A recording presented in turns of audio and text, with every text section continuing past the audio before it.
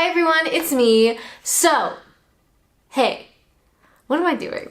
This week I wanted to talk about my 2018 in review. I meant to do this earlier and I haven't.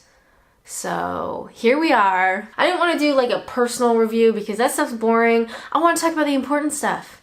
Movies, TV, podcasts, books, that kind of stuff. So I thought I would give a really quick rundown of some of my favorite media of the year, I guess. I guess that is the subject we're going with. So without further ado, let's go. Okay, so I've typed out some of my stuff. Let's talk about movies, shall we? These movies are in no particular order. They're different subjects, but they are movies I watched this year that I really enjoyed, starting with Hereditary. Whoa, dude. This movie made me so uncomfortable and anxious the whole time. It was so fantastic. I think it was such a fascinating idea. The acting was incredible. It was very creepy. It was very strange. I absolutely loved it. Go watch it if you haven't already. How haven't you seen it already? This year I also saw Searching, which was very clever, very creative. The whole film is done through like technology and social media, so there is no traditional filming.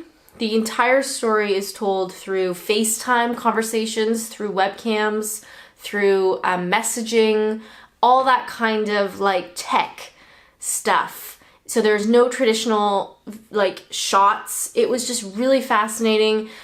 His daughter goes missing, and so he is searching to find his daughter using Facebook, using social media, using webcam conversations. It's all told through those means. So it is a really clever film, very well done. I absolutely loved it.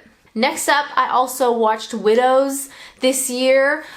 Huge cast of some really popular people, very well acted. It was a really interesting story. I just really liked it. I was on board. I loved it. This year I also watched A Quiet Place, as I think most of the entire population did. Quiet Place was wonderful. Again, another movie where I was anxious and uncomfortable the entire film. The entire film. I thought the idea was very interesting. It was very creepy. It was very well shot. Some really great scenes. I thought it was a great film. All right, A Quiet Place. Who hasn't seen it? In terms of maybe lighter films, I watched Love, Simon. I think it was on the plane coming back from Canada or something. And I don't know if it was the jet lag or I was tired, but let me tell you, I cried on that plane watching Love, Simon. I just thought it was such a sweet film, very easy to watch, very emotional, had a bit of a cry. I thought it was great. I'm not even sure if it's a 2018 film. Probably should have checked that, but I didn't. I just thought it was wonderful. I also watched First Man.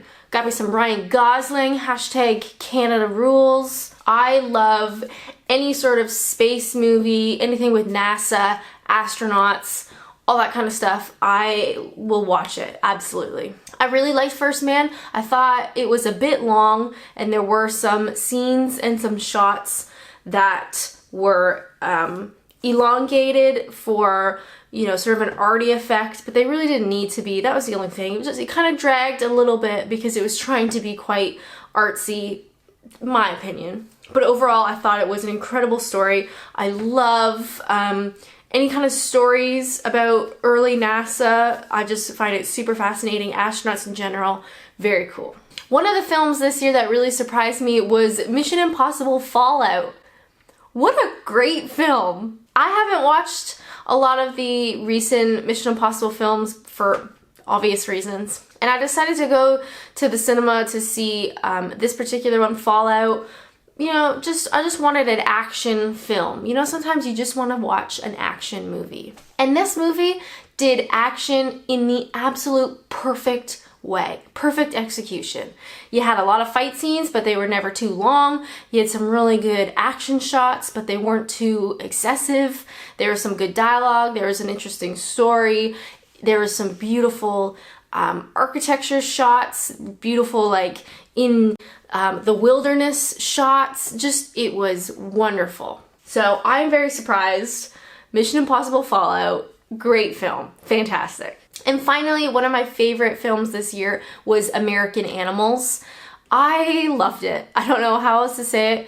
It was so interesting. Now, it reminded me a lot of one of my favorite books that I read this year that we will get to shortly.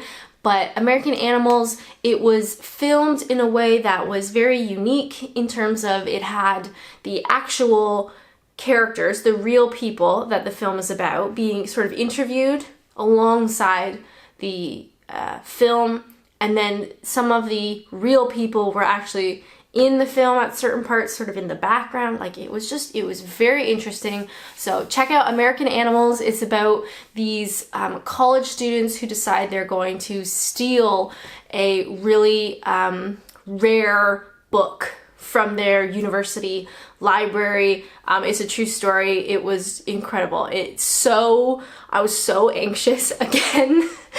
I was so into the story. It was fantastic. I really loved it. Some of the worst films this year, Venom. Oh my god. Terrible. The animation was terrible. The story was weird. It was just, you were very aware that you were watching a film the whole time. It was just bad. Very bad. Another one was The Nun. Horror movies are so difficult, I think. I think they're one of the hardest genres to do properly, and The Nun did not do it properly. It was dumb. There was no real scary parts. Wow, what a waste. I also was really disappointed with A Simple Favor, with what's her name? Those two ladies that are really famous. I can't think of their names. The first half of the film was really interesting, and I thought, oh, like Blake Lively, thank you, that's it. I thought the first half, this is very interesting, it's very different, like I'm not really sure where this is going, and then it like hit a certain part, and then everything after that was so dumb and ridiculous, and you just like, you fall out of the film and you realize that you're watching a movie, and it just sucked, and it was so disappointing because it started off really good, but yeah, A Simple Favor, not for me. For those of you who know me, you probably know that I like true crime. I like a murder mystery, I like crime, I like all that stuff, like a lot. So in the podcast category, it becomes very clear, I like true crime. Whoops. Some of my favorite podcasts this year, Dr. Death, which is about Dr. Death is about a doctor in the US that is killing patients essentially, and it's this discussion on how did that happen, and is he doing it on purpose, or is he that incompetent that he's just accidentally killing all these people? A really fantastic story. I've recommended this to a lot of people already. Bear Brook, I think, was my favorite podcast this year.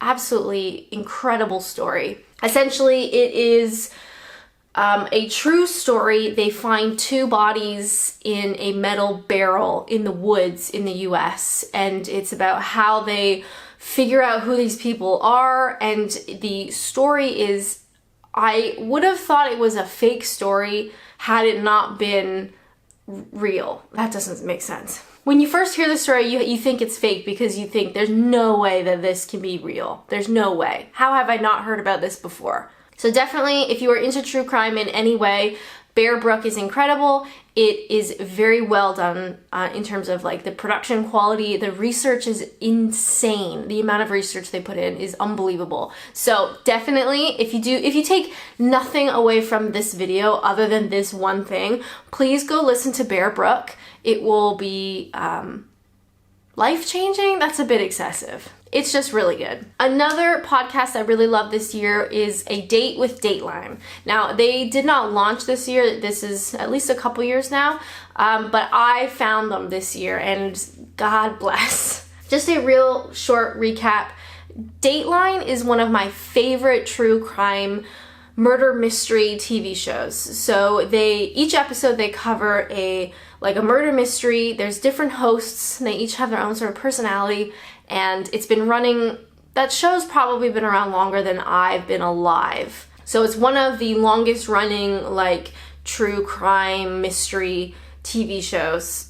Just fantastic. Now, A Date with Dateline are these two girls who love Dateline, and they recap an episode, and it's hilarious. I know some people find it a little bit morbid to be talking about, you know, somebody dies, but they recap each Dateline episode in such a humorous, clever way. I laugh out loud when I'm listening to it. Then once they finish the episode recap, they have different categories. They talk about like alternative titles to the episodes, maybe fashion police who had really awful clothing. I'm sorry, I'm cracking my knuckles. That's disgusting. It probably won't make a lot of sense if you don't know what Dateline is, because it is a very kind of cheesy, very specific show. But if you do like Dateline and you grew up watching it like I did, definitely check out A Date with Dateline. It is hilarious, very, very fun, and it makes me miss Dateline.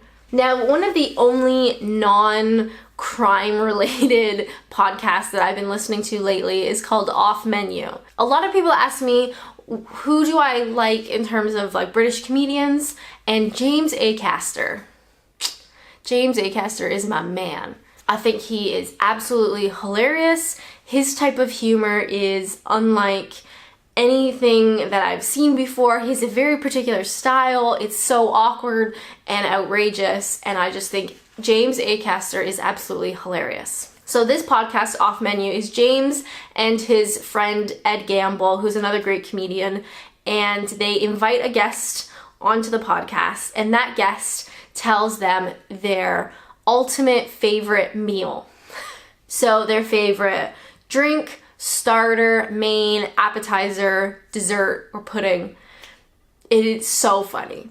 I'm obviously not a chef, and it's a food podcast, so you're like, well, why? But it's so funny, and it's a really great balance because Ed and James are genuinely friends in real life. They go on vacation together, and you can really see that or hear that in the podcast, that they are really good friends.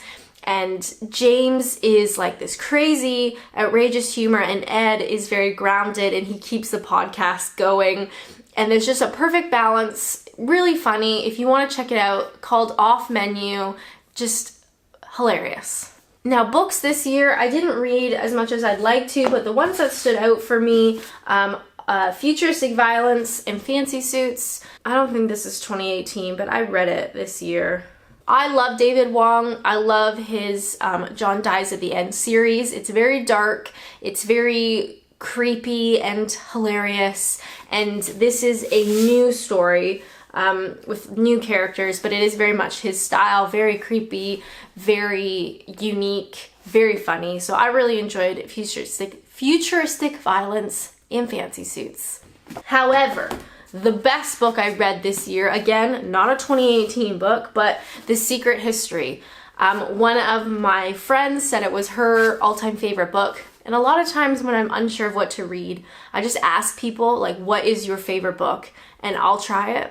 Because I find that's a really good way of just, trying different genres and finding things that I might not have found by myself. So I asked for this for Christmas, last Christmas, and I read it back earlier in the year, and it is now one of my all-time favorite books. It was incredible. Essentially, I don't want to spoil it, but it's this group of friends that do something together, and the fallout of their actions and how they have to lie and cover up this secret.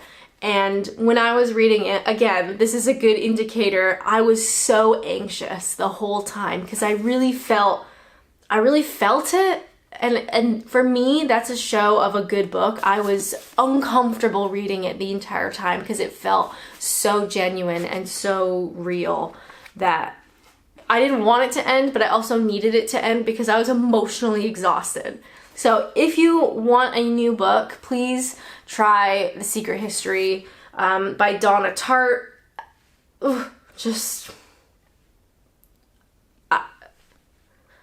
Now, in terms of TV shows, I have a kind of a big list. As I was writing out, I realized I have a very particular style. I like things that are a little bit dark, mystery, thriller, true crime, and that is very much reflected in my TV shows this year, so please don't judge, but judge quietly. Okay, here we go. Let's go quickly. The Innocent Man. Incredible story. Very much like Making a Murderer, but a different injustice in the US. Mind-blowing. The Haunting of Hill House. Very creepy, very beautifully shot. Some of the camera angles and the direction that they took is beautiful and very creepy and a really interesting story, but I couldn't get over the quality. It felt like watching a movie, basically. The Sinner season 2 I watched this year. I actually liked it more than the first season. Incredible acting. You never really know where the story's going. Just very interesting. The Killing, I watched all 4 seasons this year. Great stories, kind of dragged a little bit, but I really enjoyed it. Another another mystery, another whodunit. Great show. Again, true crime, The Staircase I watched this year. It was a bit long and I kind of got a little bit bored near the end, but it's a really fascinating story, and if I ever find somebody who's into true crime like I do, I'm always interested in their opinion on this particular case, the Staircase case, and whether you think the husband did it or not, because it's very complex, and I thought the show was great. I also watched Manhunt Unabomber. That was nice. I think it was a bit shorter. It was a very well done, high quality production. Just a great story. Evil Genius. Another true crime. Evil Genius is a insane story about a man who had a bomb collar welded to him, and he was told he had to rob a bank, and then the collar goes off. It's the story about how he got in that situation, whether he was involved with this bank robbery and went wrong, and it really focuses on the evil genius behind this story, and it's true, and it's very hard to believe. I also really like The Alienist this year, another thriller whodunit. The costumes and the set design and all of that sort of side of the show was really incredible. The story itself is very dark.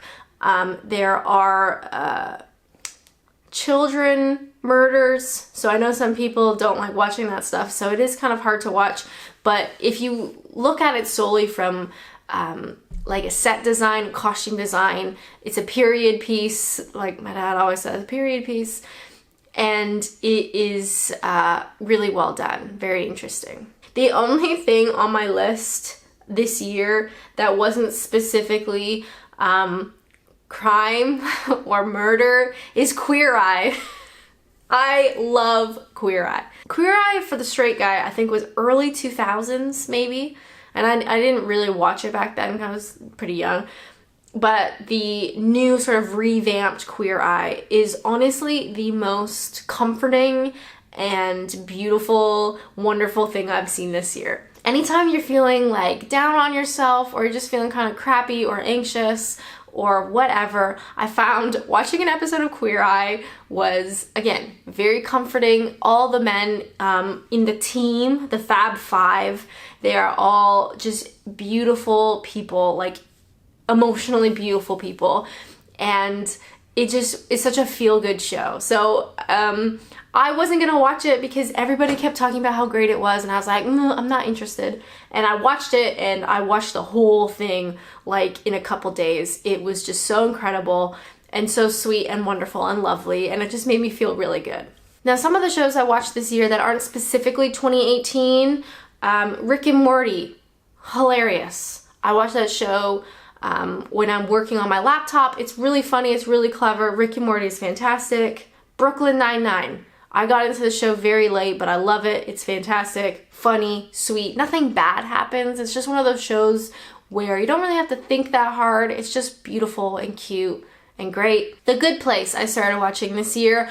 The first sort of 3 or 4 episodes, I thought, this is kind of lame. Like, I don't really think it's that great. And then it just like all of a sudden it just got really good. It's really sweet and funny. And a lot of the times when I'm maybe editing a video or working on like YouTube stuff, I'll listen to A Good Place on the TV, like do it together. It's just a fun show. Back to the crime stuff, Killing Eve. Oh, fantastic. It was so clever, very well done. I loved it. BBC, I think BBC did Killing Eve. I think I watched it on iPlayer. Just a great show. I also am very late to the party, but I've been watching 30 Rock, which is kind of like Brooklyn Nine-Nine in the sense that nothing ever bad happens. It's just a really sweet show. It's funny, it's lighthearted. I really like to watch it sort of after work or before I go to bed because it's just like, it's a really nice palate cleanser for the day. If you've had a hard day and you just watch a 30 Rock, you know, everything kind of seems a little bit better. I realize this video is probably very long and rambly, so I'm just going to do one last category, and that's video games. This year I started streaming video games on Twitch, which you can check out. There's a link in all my video descriptions to the Twitch channel. I don't really have a schedule, but I usually stream a couple times a week. If you subscribe to that channel on Twitch, you'll get notified every time I go live. It's really fun. But I digress. One of my favorite games this year on Twitch, I played Far Cry 5, which pretty easy game, very fun. You know, it's one of those games that was just, it was fun to play. I had a dog companion, which was really fun. Anytime there's dogs in a game, I'm pretty much there. Yeah, it was just a fun game. The ending blew my mind. If you're there on stream on Twitch, if you were there on Twitch for the stream, I guess is what I want. If you were there on Twitch for the stream and you saw the ending, whoa. I also played Red Dead Redemption 2 this year, which was hugely anticipated. And to be honest, I just couldn't really get into it, which is a bummer. I think because it's such a big game, there's so many details, there's so many quests and little side things you can do. Every time I play it, I feel really overwhelmed and I don't like fully enjoy it, I guess. So I put a handful of hours into that, but I don't think I'm gonna get anywhere close to finishing it. I think I'm just gonna quit now, which is a shame because everybody loves it and I get it. It's a beautiful, incredible game, but it's just a bit overwhelming and exhausting.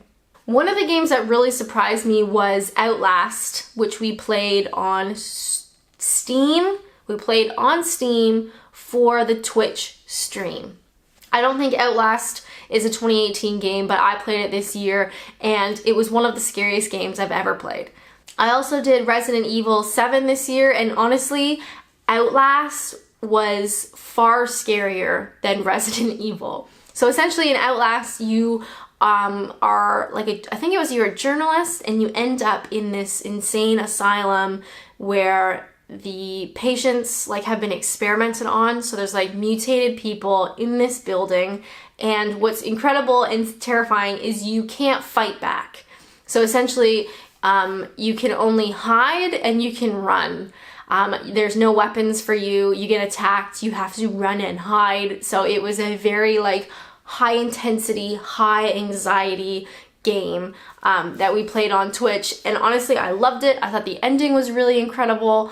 And it was just this game on Steam, which, you know, was really surprising. But if you are looking for a spookum, Outlast. I feel like I've been talking for a million years, but I think that's kind of like my 2018 in review in terms of how do I want to title this? It's my favorite things of 2018.